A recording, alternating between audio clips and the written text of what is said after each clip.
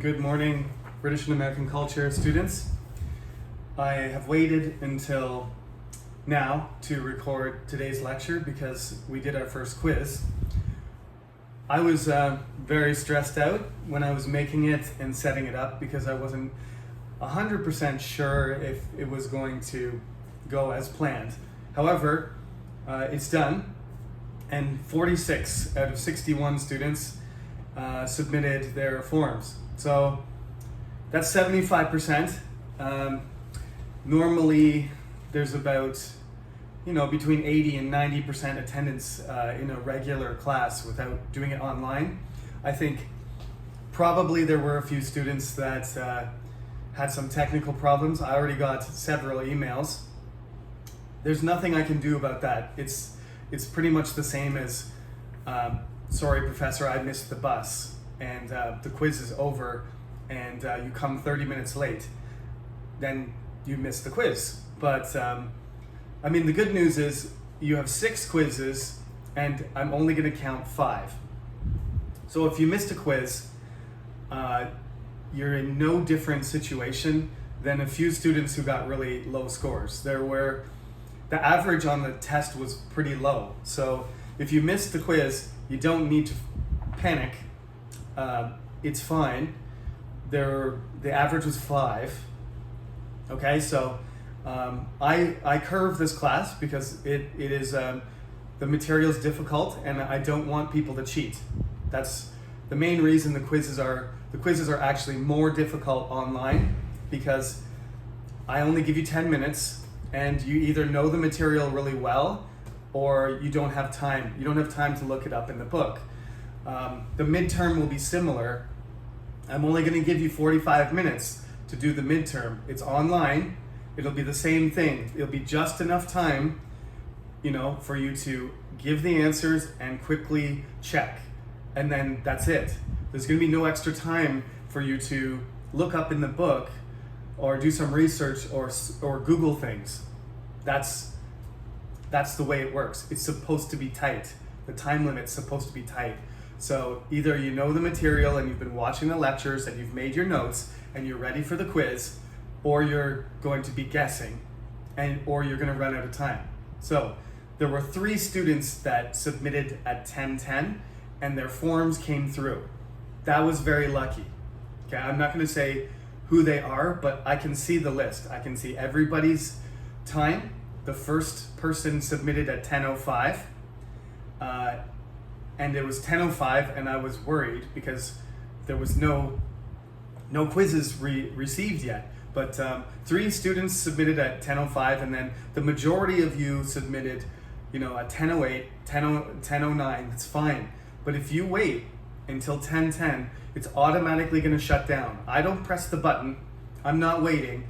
I'm just watching. And then, the door shuts, and whoever's on the wrong side of the door, that form doesn't come in. So there might have been a few people that clicked too late, submitted the form too slowly, and you don't get a score. I don't know if you didn't log in or you didn't submit it or what happened. You have to do it within the time limit, okay? So yes, I've got a couple emails. Sorry, that's the reality. If you had a technical problem, I suggest that you be prepared next time.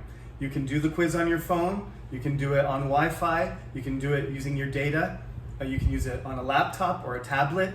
It doesn't matter, but be ready at 10 o'clock. And there's nothing wrong with the Google form. It's your responsibility to take care of your device and make sure you're ready. I'm sorry that's the way it is, but that's the way online quizzes work. So, anyway, like I said, the average was 5, which 5 out of 10 is not a very good score, but the quiz was difficult. There were a couple tricky questions on there. After I go through everybody's scores and I output them to an Excel spreadsheet and I take screenshots, I will release them. And as long as you put the correct email address in when you did your quiz, later today or on the weekend, I will release the scores and you will get an email telling you which questions you got right and which questions you got wrong. I'm not going to talk about the answers right now because the quiz just finished and we have new material. Okay? So let's keep going. As I said to you, the material that we did earlier this week and now, it was not on the quiz, so this is for next quiz. Next Friday, there will be no quiz. 2 weeks from now, we will have quiz number 2. So the stuff that I'm going to teach you now, it's material for quiz number 2. Okay? Now, we're part way, just a little bit into chapter 2. I was talking about Normans, and then I started talking about, started mentioning about how religion was really important to everyone, and that if you're religious now, for the most part, it doesn't really matter if you're Christian or you're Muslim or you're another Hindu or another faith. If you're religious, you're probably not as religious as the people were, hundreds of years ago. That is true in most countries.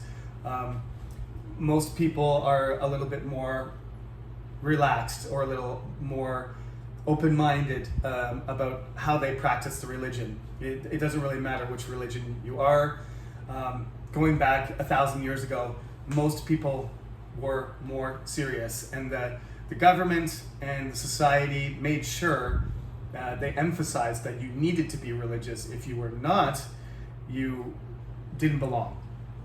You would be outcast, right? So I know there's some students, some of my former students from other classes. I know some of you are from Bangladesh or from Uzbekistan or Kazakhstan, and I know some of you personally. So if you had problems with the quiz, I know a couple students did. Like I said, don't worry about it.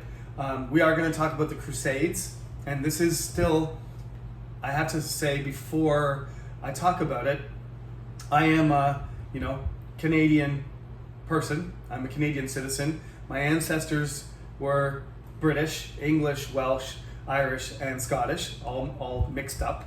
And I'm going to try to, talk about the Crusades in a more objective way, because it was a war between Muslims and Christians. And I have lots of Muslim friends. I have lots of Muslim students, so I don't want to argue about the reasons, what happened and the terrible things that they did to each other. I just want to talk about how it was important to British culture, and if you have a different perspective on it, that's fine. Of course, I'll try and talk about that a little bit too, but I am going to focus on the British and English side, just so you know. And I've talked to my Muslim students before. They've always, have interesting perspectives, and they always share them with me, and I'm ready to listen to that too. So consider that as well. There's more than one side to this story. I'm going to present one side of it. That's true. Okay. One student asked a very good question by email, and I said I would answer it in this class. What's the difference? What's the real difference between British and English? Are we talking about English culture here, or are we talking about British culture? As I think I said earlier in the course, there isn't really British culture. It doesn't exist until the idea starts to gradually kind of appear in the culture. You might say around Queen Elizabeth's time. Some people say that this is when Ireland is kind of begins to be colonized and controlled, and this idea that England is the seat of an empire, and that Scotland and Ireland and then colonies in North America and the Caribbean and other places belong to England, and this idea that England is the senior partner in a relationship with Scotland and like a dominant partner with all these other places. That's an unfortunate truth about the history of Ireland, that there's been a continuous struggle between Ireland and England for about 1,000 years. and yeah, it's an imperialist enterprise. So British, it's a very complicated thing. That's why we have this class. English culture is part of British culture, okay? Not the other way around. So when I talk about Alfred, I'm talking about English culture. But later on, like, British culture includes all of the good things, all of the bad things, and England is the largest, most dominant culture within British culture, okay? So, English is a language. It comes from the language that the Germanic people, the Angles and the Saxons spoke, but it evolved and changed. And now we have British English, right? So there's a certain type of English that is spoken, primarily in the part that is England of the British, state of the United Kingdom. You've got Scottish English, you've got Irish English, right? It's Australian English, Canadian English, although people don't really think it's different than American, but there is a thing called Canadian English, and these are all Englishes, right? So that's a thing. England is more specific, and people don't use the term English as much. They're adverse to that because the Scottish, Scottish would prefer to be called Scottish, and the English would sometimes prefer to be called British because that includes Scotland. But Scottish people may not feel that way. They may feel like, I'm not British, I'm Scottish, right? Scottish first, British second. And the English are the opposite. Often they say, I'm British, for political reasons, mostly, okay? But don't dwell on that too much. Essentially, the United Kingdom is a state. The United Kingdom of Great Britain, it came into existence officially in 1707. So we haven't gotten there yet. We're still way back in the 12th century. So we are talking about England. England and Scotland are distinct, separate cultures. And to a certain extent, they are still. But British culture includes all of them. Even you might say Canadian culture is kind of an offshoot of British culture, as is American. We'll get there too. Am I going to ask you on the quiz, was George Washington an American or a British person? No, I'm not going to ask you that question, but it's a complicated question because he was born British, right? He was past middle age, pretty much, when he became president of the United States of America. So he was a British citizen for most of his life. Benjamin Franklin was also British, right? He didn't become American until America existed. But, we consider those people Americans, and they were the prototypical Americans. So we'll have to discuss that. So I hope that answers your question. That was a pretty long answer, but there is some discussion of that in the introduction. If you read the introduction, you can get some more detail, and my written version is in the book too. Okay, so let's go back to medieval England. We're not really talking about Scotland right now. Scotland is going to be important. I'll talk about Scotland next lecture, but right now, the relationship between Scotland and England is pretty much the kings and leaders of Scotland like to come down and attack England constantly, and they end up having a war. But I'm going to focus on when England was looking towards Rome and looking towards France more in this lecture, because this is what is written in my book. It's what comes next. One of the reasons that they're so connected, England is so connected, is because the King of England has land in France, right? Because Normandy is where William comes from. William is the Duke of Normandy, which is northern France today. He takes over England, and he's the King of England and the Duke of Normandy, okay? Now, I'm not going to talk about every king and queen because we'll never get anywhere. So I'm just going to skip ahead a little bit to Henry II. So William has 3 kids. 3 of them, he separates Normandy and England, and his 3rd son just gets some money. But it ends up that the King of England, his son, William II, dies, and Robert of Normandy loses in a war to Henry, right?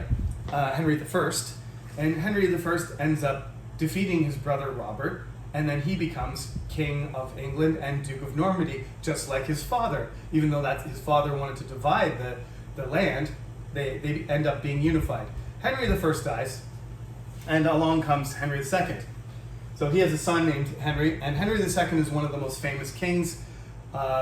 There's a lot of things about him.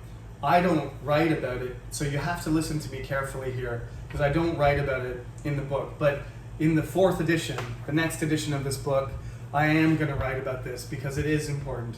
This is the time. Henry II is like a warrior king, and he ends up, the Queen of France, Eleanor of Aquitaine, she ends up divorcing the King of France and marrying the King of England. So this is already a big warning sign, big problem for the French. Obviously they don't like the ex-queen running off to England and she's super famous. Her name's Eleanor of Aquitaine. She actually goes on crusade, like she goes to the Middle East with her husband, and they don't get along very well, and they end up getting divorced. And she escapes and becomes Henry II, even though she's older than him. They get married, and then they have a bunch of kids.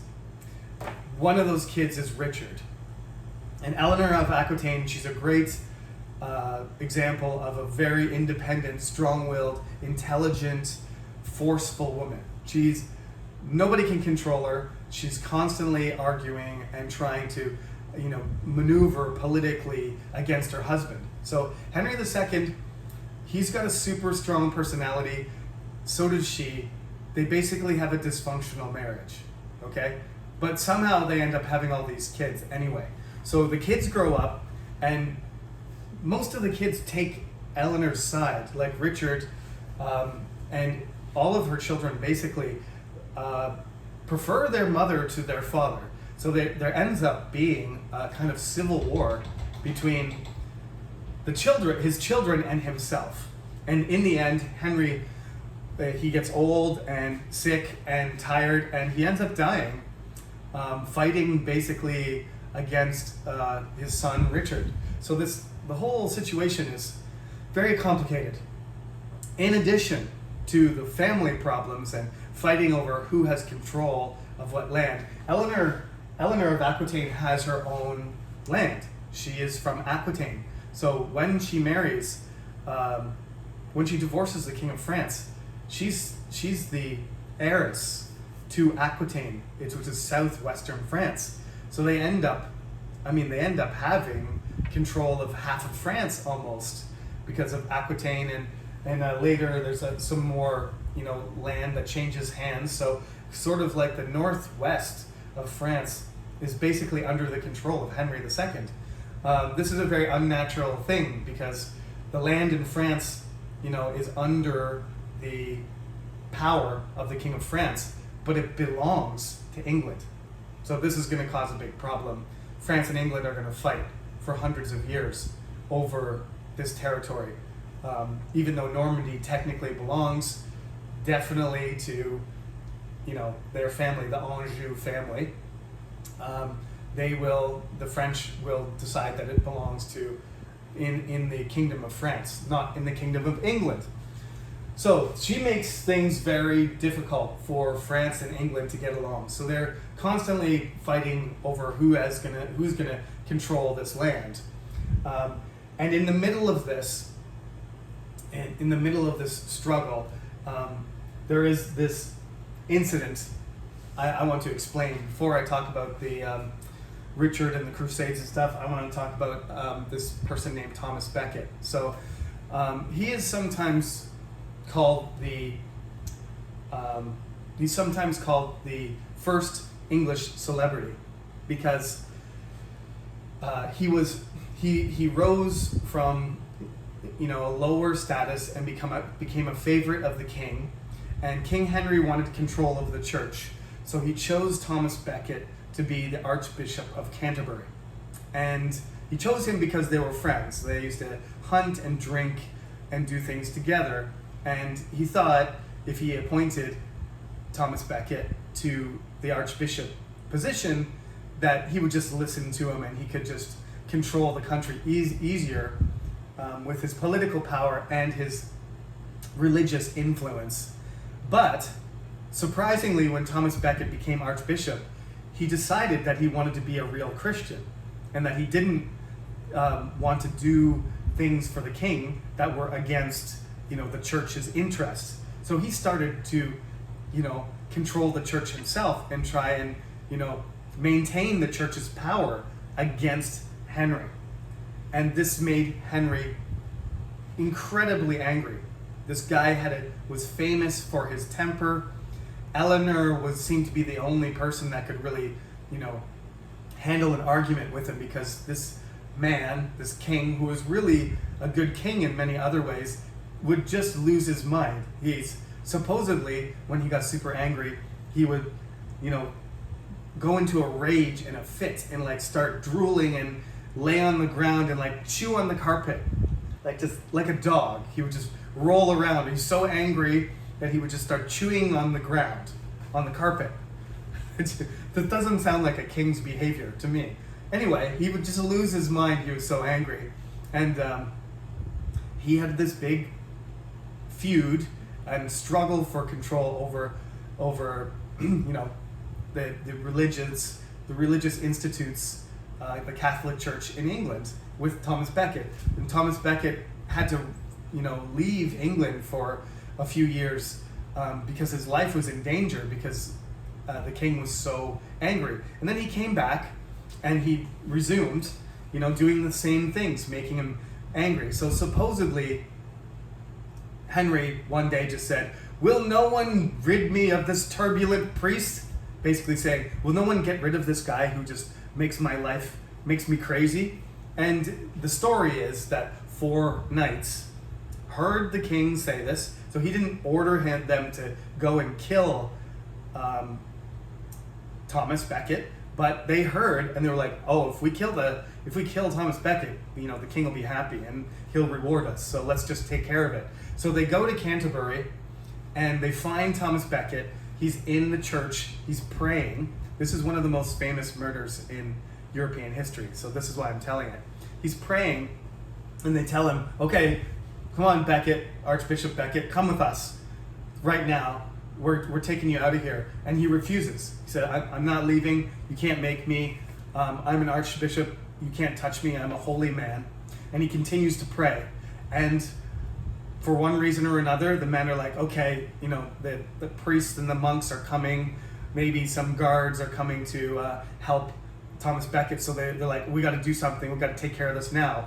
So one of them takes a sword and cuts his head off from behind while he's praying in the most holy place in England, in Canterbury Cathedral.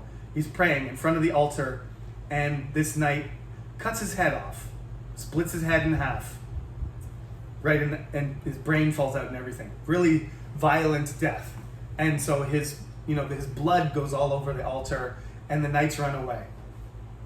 And then everybody thinks Henry ordered those knights to do it. They think that he had the most important religious person in England murdered in the church.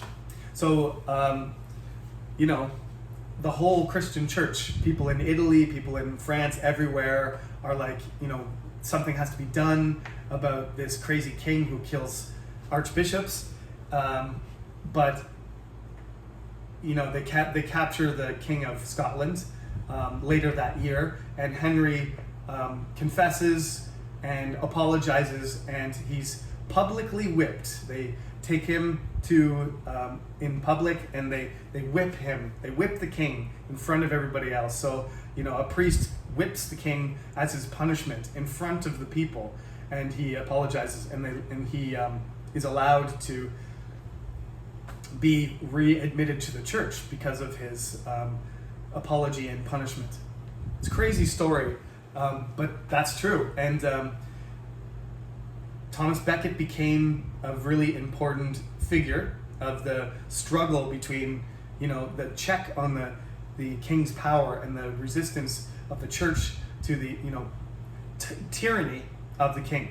So he became, and he was a celebrity while he was alive, but he became famous everywhere. Everybody knew who he was, and he became a saint in record time. A few years later, he became Saint Thomas of Becket, and people used to travel from all over England to Canterbury Cathedral, to the shrine to Saint Becket, to pray for healing, for blessing, for help, and that kind of thing, for forgiveness, making confessions. It was the most famous place for English people to go. They would travel there just like Muslim people go to Mecca. It's basically the English Mecca was Canterbury Cathedral, in the shrine to Saint Becket, and that tradition continued for about 400 years until Henry VIII comes along and smashes it to pieces, and so you can't visit it anymore because it was destroyed. So that's how important religion is. It's at the center of life, and the greatest celebrities in most European countries were religious people. A king, of course, is a celebrity, of course, but after that, the archbishops, figures in the church, tend to be important. Now, before Richard's time, there is the First Crusade. After William the Conqueror takes over England, there is a crusade, and Robert, his son, goes on the crusade. There is a call. The Pope preaches the sermon in France, and he calls all the European Christians to go to the Middle East, to the Holy Land, and take back Jerusalem. And they do. Surprisingly, they do. The Islamic forces in the Middle East are pretty much surprised that there's all these Christians, especially people from France, the Franks, come and they take over Jerusalem. They don't have control of Jerusalem very long, but they do control it for about 100 years, and then this famous Muslim general, he was a Kurdish man, but he grew up in Egypt. His name in English, we call him Saladin. Saladin takes back Jerusalem and basically takes back all of the territory that the Franks have gained 100 years before. And various kings and queens and dukes and barons, they make the pilgrimage, and they go to the Holy Land and they fight.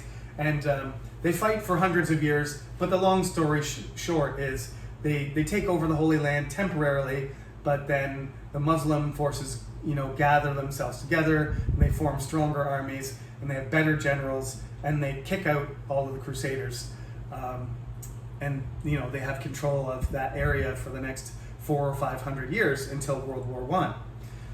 So that's the story of the Crusades. But for our purposes in the book, what you need to know is just about Richard the Lionheart, right?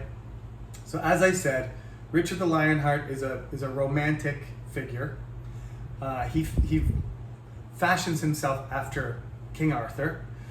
During his lifetime, stories start to be told about the Arthurian legends. They start creating stories. They add Sir Lancelot and the Round Table. These are not original stories about King Arthur. They're kind of added to, and the stories get embellished, and they get translated into English and French and Latin, and the legends are spread across Europe, especially because Richard is King of England and Duke of Normandy, and he can speak French perfectly, and his subjects in England are English, so he's kind of like, his mother and him are like this connection between continental Europe, France primarily, and England.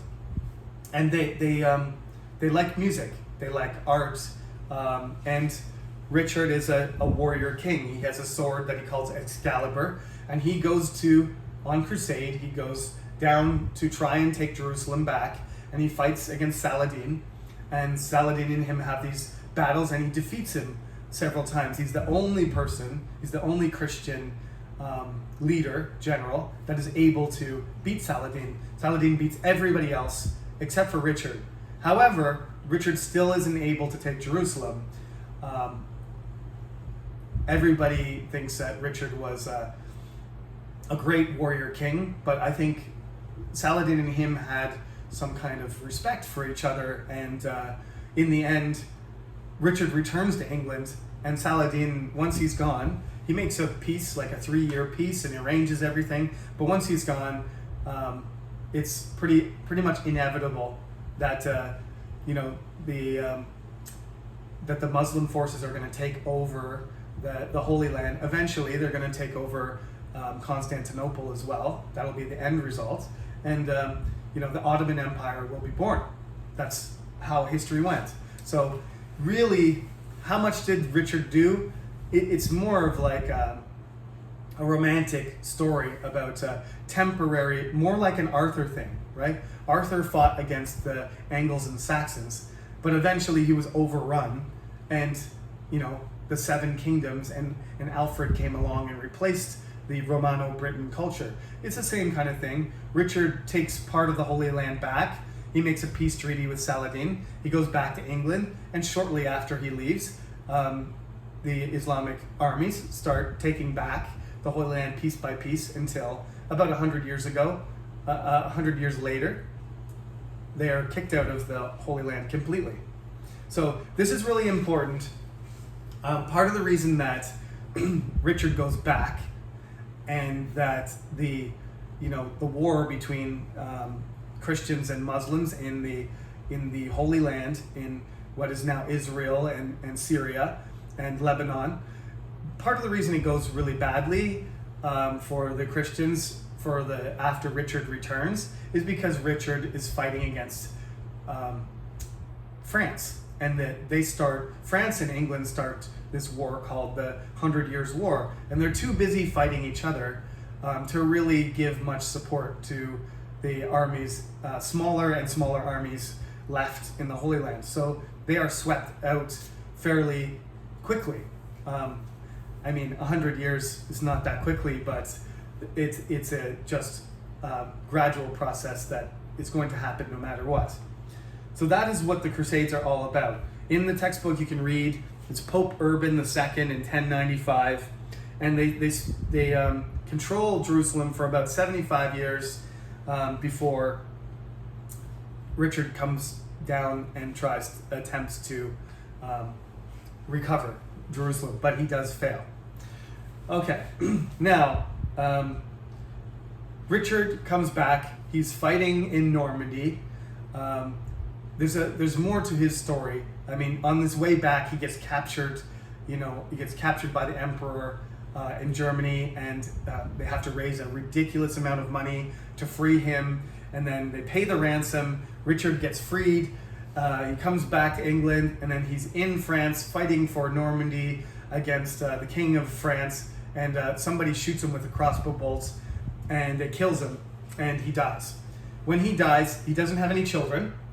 So his younger brother, John, and if you know the story of Robin Hood, we'll talk about Robin Hood later. Robin Hood is almost a unique story because it's about 850 years old. It started being written after Richard's time. Robin Hood, probably, if he did exist, if there was a person, Robin Hood type person, he probably lived about 20 or 30 years after Richard died. So in the Robin Hood story, Richard is the king, and Richard goes on crusade, and Robin Hood, Prince John becomes the king, and while his brother is gone, and Robin Hood is fighting against the tyranny of the king. But in real life, Richard dies, and then his brother becomes king, and probably at the end of John's reign, if not in John's son's reign, the next king, was when the Robin Hood story, if there was a real inspiration for the story, we don't really know. If he existed and he had his band of merry men in Sherwood Forest, that was around that time. So Richard was already dead. So he didn't meet Robin Hood, and Robin Hood never met him. It's impossible. However, King John, his brother, does become king when Richard dies, and he's a really bad man. He's very unpopular with the he tries to fight against the King of France and he loses.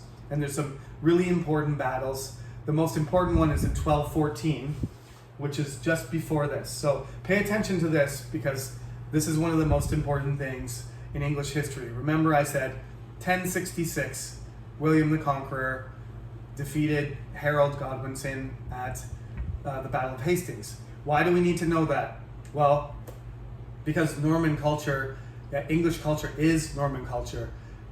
English language is infused with thousands of French words because William spoke French, and the kings of England for several hundred years spoke French.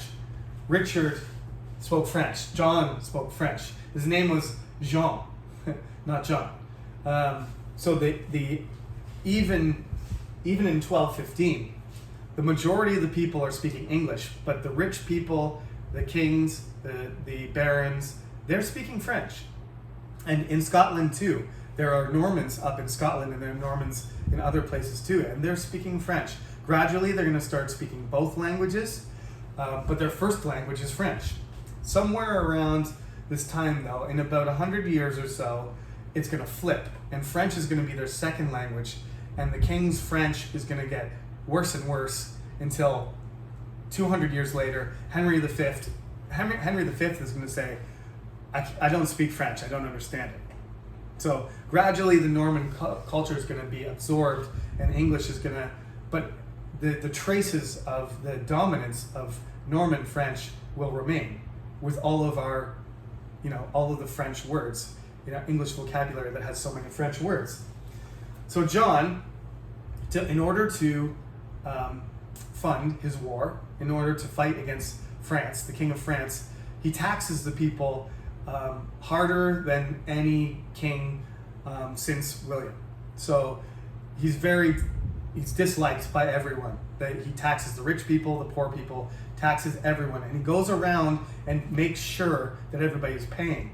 And while he goes around and makes sure that everybody's paying, he also likes to steal people's daughters and their wives and do sexually assaults his barons' women, wives and daughters, which makes him even more unpopular and disgusting. So he's a terrible person, first of all. He loses against France. That's probably the biggest problem. And he's overtaxing people. So remember what I said about death and taxes. The barons are insulted. They feel like their survival and their security is threatened, that the king is out of control. So they want to do something. So they get together and they make this thing called the Magna Carta, and they force John. They're going to fight a civil war and try and take over the country unless he signs this document. So he meets them and he's forced to sign it. It's a famous moment. It's by the river. It's the place called Runnymede. It's near the Thames River in England, and it's done in 1215. And basically, it's sort of a guarantee that the king has to follow the law, and he can't just throw people in prison and kill people and sexually assault people whenever he wants. In that he needs to listen to a council of barons, and that everybody has a right to a jury and a trial. These are the fundamental rights of Western democracy, and that's why it's so important. The important thing also is he signed it. It wasn't meant for everyone. It was basically meant for the barons. The barons got the rights. Average people still didn't get their rights, but later English people, British people would look at this document and say, this document applies to everyone. But basically, this is a document that is an agreement between the upper class and the king to share power, and that the king is just a leader of the barons. He's not like some god king who can just do whatever he wants. He's also, he's a leader of the barons. He's like he's chosen by God, but he is the leader of the barons, and he has to listen to them. They have a council which has to be recognized, and the king has to follow the law. So eventually it'll become more and more important. Right after he signs it, John tries to cancel it and gets the Pope to cancel it and says it doesn't mean anything. But when he dies and his son takes over, his son has to recognize this to get the support of the barons.